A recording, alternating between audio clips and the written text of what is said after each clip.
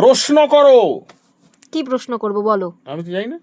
মানে তুমি এই যে একটু আগে বলছিলে যে আর কখন কখন শেষ হবে, হ্যাঁ, সেটা তো গল্পের যে প্রধান চরিত্র সেও বোধহয় গল্পটা এক সেকেন্ড পড়তে হ্যাঁ, সেটা গল্পের যে প্রধান চরিত্র সেও বোধহয় করছিল।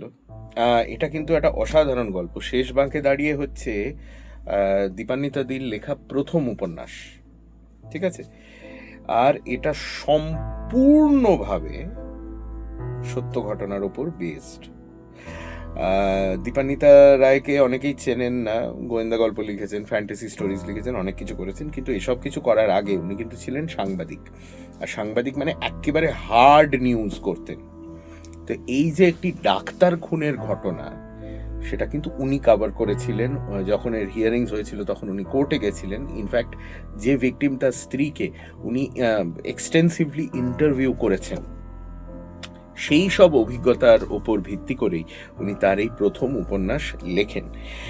এবং অসাধারণ লেখা, কারণ এত সুন্দর করে প্রত্যেকটা ক্যারেক্টারের ব্যাকগ্রাউন্ড সমস্ত কিছু উনি ডিসক্রাইব করেছেন, সমস্ত গুছিয়ে বলেছেন, যে কখনো গল্পের একটা চরিত্রকে দেখেও মনে হচ্ছে না যে হুট করে একটা এলো, কিছু একটা করলো, চলে গেল। না, আমরা কিন্তু গল্পের মধ্যে প্রত্যেকটা চরিত্রের ব্যাকগ্রাউন্ড জানি, প্রত্যেকটা চরিত্রের মোটিভেশনস জানি, সেই কি ভাবছে, তা কি মনে হচ্ছে, এই সমস্ত কিছু আমরা জানি।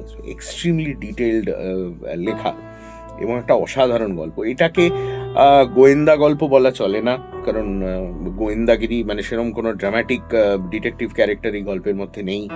এটাকে অ্যাকশন স্টোরিও বলা চলে না। এটাকে কি বলা যায়? এটাকে ঠিক সামাজিক গল্পও আমি বলবো না। It's like a slice of life. একটা ডাক্তারের family, and then one day a terrible thing happens. ডাক্তার খুন হয়ে যান। তারপর কি হয়, কারা খুন করেছে, কেন খুন করেছে, ডাক্তারের পরিবারের তারপর কি হয়, এই সমস্ত জিনিসটা উনি ধরেছেন তার এই একটি উপন্যাসের মাধ্যমে। আর আমার খুব সৌভাগ্য যে এটা আমি পাঠ করতে পারলাম কাহনের জন্য। সবাইকে শোনার অনুরোধ রইল। আমি খুব শিওর যে সবার এই গল্পটা দারুণ লাগবে।